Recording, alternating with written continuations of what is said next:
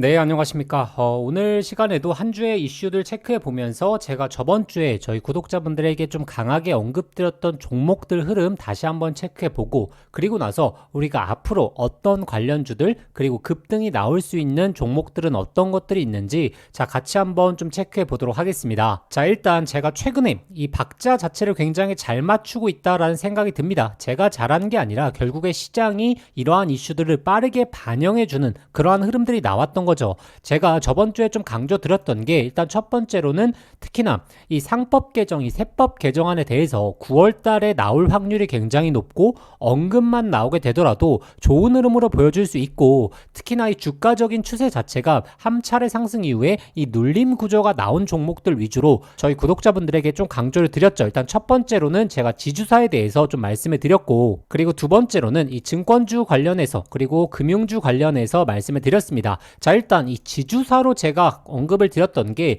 이 CJ 같은 경우에도 좀 유망하다라고 말씀드렸죠. 자, 저번 주에 언급 드렸을 때가 벌써 16만원, 15만원대였는데 벌써 18만원대까지 좋은 상승 나왔습니다. 지금 CJ 같은 경우에는 올리브영에 대한 이슈를 잘 한번 보셔야 됩니다. 자, 왜냐하면 지금 올리브영 같은 경우에는 이번 이 상법 개정 전에 단독 상장, 개별 상장을 추진했었거든요. 그런데 지금 이 상장, 이 쪼개기 상장에 대해서 문제점이 많이 발생하다 보니까 지금 기업 내부적으로 좀 압박을 받고 있고, 자, 이를 통해서 지주사로의 합병에 대한 이슈가 나올 수 있다라고 말씀드렸죠. 자, 그리고 올리브영 같은 경우에는 단순히 지금 돈을 잘 버는 계열사가 아니라 지금 이 지배구조, CJ 내에서 경영권 승계라든지 이 지배구조 개편에 있어서 이 핵심적인 역할을 하는 계열사이기 때문에 우리가 CJ 올리브영에 대한 추세를 잘 한번 지켜봐야 됩니다. 우리가 합병 이슈가 나오면서 주가가 어느 정도 상방 랠리가 나오게 된다면 그때서는 일정에 대한 비중, 현금화가 좀 필요하지 않을까라고 보고 있습니다. 지금 같은 경우에는 올리브영에 대한 이슈가 지속될 수 있기 때문에 제가 말씀드린 구간에서 계속적으로 추적하셨던 분들은 지속 좋은 전망 좀 이어가시면 될 것 같습니다. 자, 그리고 제가 SK 관련해서도 좀 말씀을 드렸죠. SK 관련해서도 제가 20만원 정도에서 말씀을 드렸습니다. 기본적으로 지금 지배 구조에 대한 개편, 그리고 지금 돈을 못 벌고 있는 계열사들에 있어서 좀 SK가 개편을 나서고 있는 모습들을 보여주고 있고, 그리고 특히나 SK 하이닉스가 저 분기당으로 지날수록 최대 실적을 내고 있기 때문에 이러한 부분에 있어서 계열사를 통한 이 배당 정책이라든지 그리고 주주 환원 정책에 있어서 SK 같은 경우는 좀 우리가 기대해 볼 수 있다라고 좀 말씀을 드리겠습니다. 자, 그리고 기본적으로 지금 상법 개정안, 세법 개정안에 대해서는 9월달 이후로는 계속적으로 추적을 해 보셔야 됩니다. 자, 그러면 어떠한 종목군들 위주로 봐야 되느냐? 일단 첫 번째로는 저는 코스닥의 중소형주 같은 경우에는 좀 말씀을 좀 배제드리고 싶습니다. 왜냐하면 특히나 이 자사주 관련해서 어떤 이야기가 좀 나올 수 있냐면, 자, 이 자사주라고 하는 것은 결국에 기업 내에서 영업 흐름으로 인해서 벌어들인 돈으로, 자, 이 돈이 좀 남았었을 때 결국에 이 주주 환원 정책 중에 하나인 자사주를 매입한다는 거죠. 자, 그런데 우리 국내 기업들 중에 문제점이 뭐였냐면, 자, 매입만 해놓고 소각을 잘 안 하는 겁니다. 이를 통해서 이 매입해준 비중은 알박기를 해두고, 그리고 나머지 이 지배 구조에 대해서 가져가 버리다 보니까 사실 주주 환원 정책이 나올 수가 없는 거죠. 자, 왜냐하면 자, 100% 지분이 있게 된다라고 하게 된다면, 자, 20%를 자사주를 보유한다라고 했었을 때, 자, 80%의 주주 가치를 통해서 이것을 소각해야지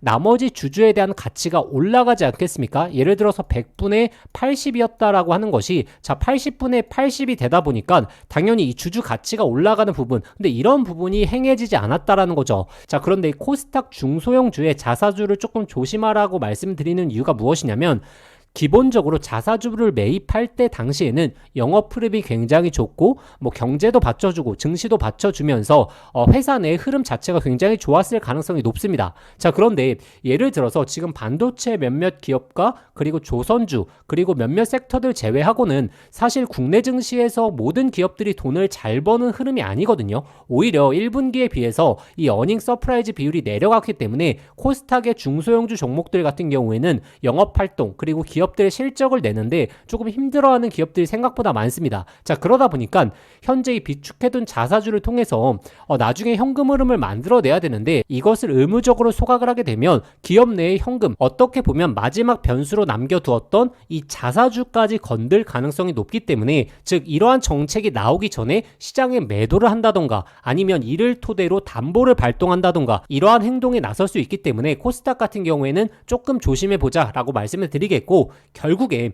우리가 지주사로서 강하게 추적해 봐야 될 것이 현재 이 영업활동을 잘하고 있는 계열사들의 상위 지주회사들, 제가 말씀드린 SK나 CJ도 마찬가지죠. 뭐 CJ 올리브영 같은 경우는 현재 기업 가치가 7에서 8조 원까지 유추하고 있고, 지금 분기별로 매출액 자체가 2조 원 이상씩 찍히고 있고, SK 하이닉스는 뭐 다들 아시다시피 엄청난 영업 실적을 발표하고 있기 때문에 이렇게 계열사들의 현금 흐름이 좋으면서 이 지주사로 긍정적인 영향을 미칠 수 있는 그러한 종목군들을 좀 보시는 걸 개인적으로 좀 말씀드리겠습니다. 그리고 증권주 같은 경우에는 기본적으로 상법 개정이 강화될 때마다 상방에 대한 강한 모멘텀은 계속적으로 이어간다라고 말씀드렸죠. 오늘 미래에셋 증권이 좋은 흐름 남았는데, 제가 저번 주에 언급드렸을 때 미래에셋과 그리고 삼성증권 같이 지금 증권주 내에서 좀 상위를 차지하고 있는 기업들도 굉장히 좋다라고 말씀드렸습니다. 뭐 신용증권이라든지 자사주 비율이 높은 물론 종목들도 괜찮겠지만, 지금 삼성증권이라든지 미래에셋처럼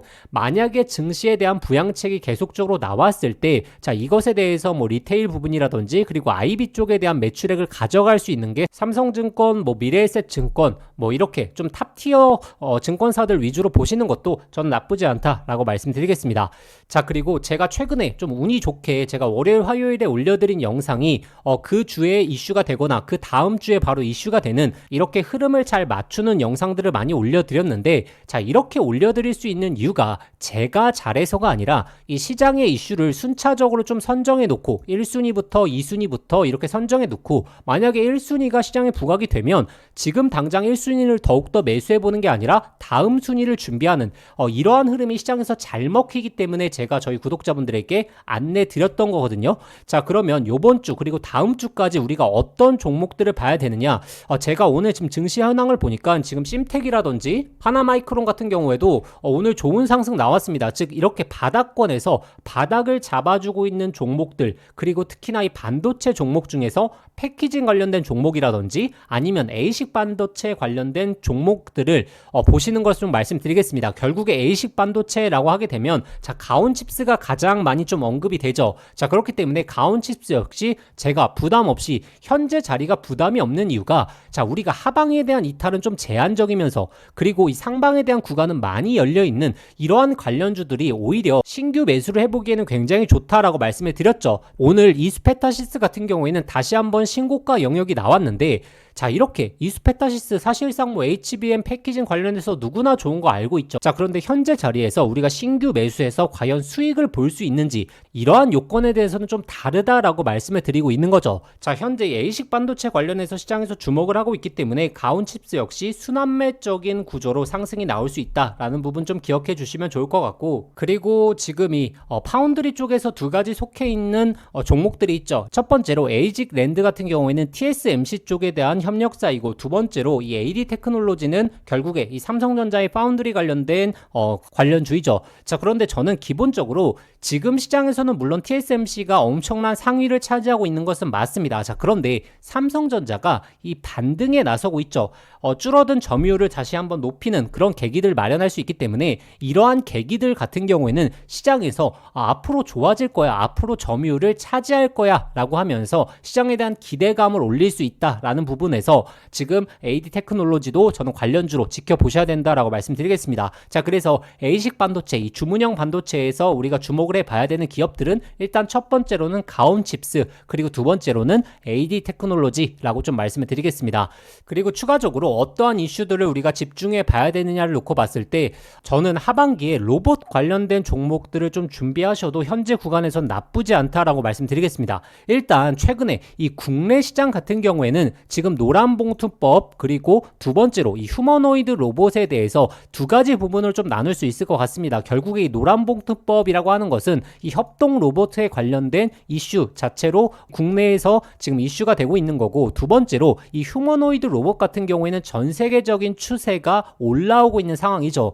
기본적으로 지금 현재 노란봉투법을 제외하게 된다면 지금 글로벌적인 이슈에서는 오히려 협동 로봇보다는 휴머노이드 로봇에 주목해 보시는 게 맞습니다. 지금 협동 로봇 쪽 같은 경우에는 그냥 기업적인 실적에 대한 팩트적인 내용을 보시더라도 협동 로봇 관련된 지금 수요 자체가 조금씩 줄어들고 있거든요.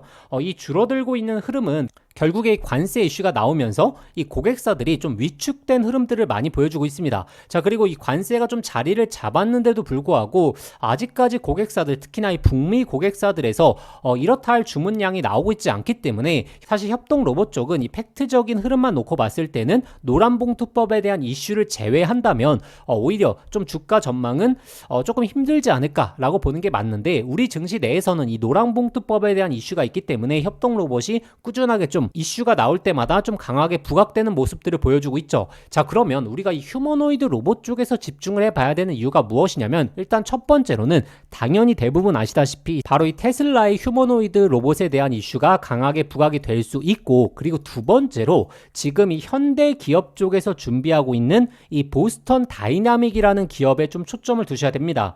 자, 현재 이 보스턴 다이나믹 같은 경우에는 아직 시장에 상장되지 않았지만 이 소프트뱅크에서 이 기업을 인수해 왔거든요. 근데 최근에 이 보스턴 다이나믹스의 흐름을 보시게 되더라도 올 상반기에 좀 과감한 유상증자를 진행했거든요. 근데 유상증자의 대상들이 기존의 지금 뭐 정의선 회장이라든지 기존의 주주들한테 이 유상증자를 진행했던 것을 알고 볼 수 있습니다. 자, 이를 통해서 이 지배 구조를 더욱더 단단하게 하기 위한 흐름으로 나오고 있는 거거든요. 자, 그래서 이 휴머노이드 로봇 쪽에서 특히나 이 보스턴 다이나믹이 현재 나스닥 상장을 좀 추진하고 있다라는 내용도 나오고 있기 때문에, 만약에 이 나스닥에 대한 상장이 진행이 되면서 특히나 이 휴머노이드 관련된 기업들의 밸류에이션이 높게 평가를 받기 시작한다면, 자, 우리 기업 전반적으로 수급이 쏠릴 수도 있겠죠. 자, 그래서 휴머노이드 관련된 종목들 중에서 어떤 것을 봐야 되냐라고 했을 때 저는 딱 두 가지 기업만 좀 말씀을 드리고 싶습니다. 일단 첫 번째로는 뭐 다들 아시다시피 레인보우 로보틱스를 빼놓을 수가 없습니다. 사실 국내 기업들 중에서 정확하게 휴머노이드 로봇을 만들었던 기업은 현재 이 레인보우 로보틱스밖에 없다라고 말씀을 드리겠고, 물론 이 글로벌적으로 기술 격차가 좀 나긴 하지만 삼성전자가 최대 주주로 들어왔기 때문에 레인보우 로보틱스 같은 경우에는 우리가 하반기 계속해서 좀 추적을 해보셔야 된다라고 말씀드리겠고, 그리고 이 클로봇 관련해서 추적을 해보셔야 됩니다. 오늘 좋은 상승 나왔지만 눌림 구조에서 우리가 다시 한번 좀 봐야 될 관련주다라고 말씀을 드리고 싶은 게, 지금 이 클로봇 같은 경우에는 결국에 휴머노이드 부분에 있어서 소프트웨어 쪽에만 집중하겠다라고 하면서 굉장히 기업 발전에 좀 초점을 두고 있는 모습을 보여줄 수 있기 때문에 클로봇과 그리고 레인보우 로보틱스 주가적으로 현재 신규 접근하기에는 저는 레인보우 로보틱스가 좋다라고 생각하고, 클로봇 같은 경우에는 우리가 눌림 구조가 나올 때 다시 한번 좀 지켜보자 라고 좀 말씀드리겠습니다. 자, 그래서 오늘 영상 좀 정리해 보자면, 일단 첫 번째로는 상법 개정안 관련된 지주사라든지 수혜를 받을 수 있는 특히나 자사주 비중이 높은 그리고 코스피 기업 중에서 현금 흐름이 좋은 기업들 위주로 보셔라 라고 좀 말씀드리겠고, 그리고 두 번째로는 A식 반도체 관련된 종목들이 현재 이 메리트가 좀 좋다, 손익비적으로 메리트가 좋다라고 말씀드리겠고, 그래서 관련주로는 가온칩스라든지 AD 테크놀로지라고 말씀드리겠습니다. 그리고 세 번째로는 이제 슬슬 우리가 하반기 이슈, 이 로봇에 대한 테마 이슈를 좀 주목해 봐야 된다. 여기서 만약에 금리 인하에 대한 사이클까지 돌아오게 된다면 성장주에 대한 모멘텀까지 받을 수 있기 때문에 이 레인보우 로보틱스라든지 그리고 클로봇 관련해서는 계속적으로 좀 추적을 해보셔야 된다라고 좀 정리해 드리겠습니다. 자, 그래서 시장에서는 좋은 이슈들이 나오고 있는데 계좌 같은 경우에는 조금 엇박자를 타시고 있으신 분들이 많으실 수 있습니다. 자, 그래서 제가 항상 좀 말씀드리는 게, 만약에 이렇게 시장에 대한 흐름을 빠르게 좀 따라가고 싶으신 분들, 그리고 자신들의 포트폴리오를 객관적으로 좀 점검해 보시고 싶으신 분들은 제가 영상 더보기란에 저의 개인 번호 적어놨으니까 이쪽으로 편하게 문자 주시면 제가 회사랑 연계해서 당연히 무료로 이 포트폴리오 관리라든지 그리고 이슈에 따른 종목의 매매 방법이라든지 이런 부분에 있어서 세분화된 전략 좀 제시해 드리도록 하겠습니다. 자, 그러면 오늘 영상 여기까지 하고, 또 다음에 또 좋은 영상으로 제가 시장 이슈가 있을 때 좋은 영상으로 찾아뵙도록 하겠습니다. 감사합니다.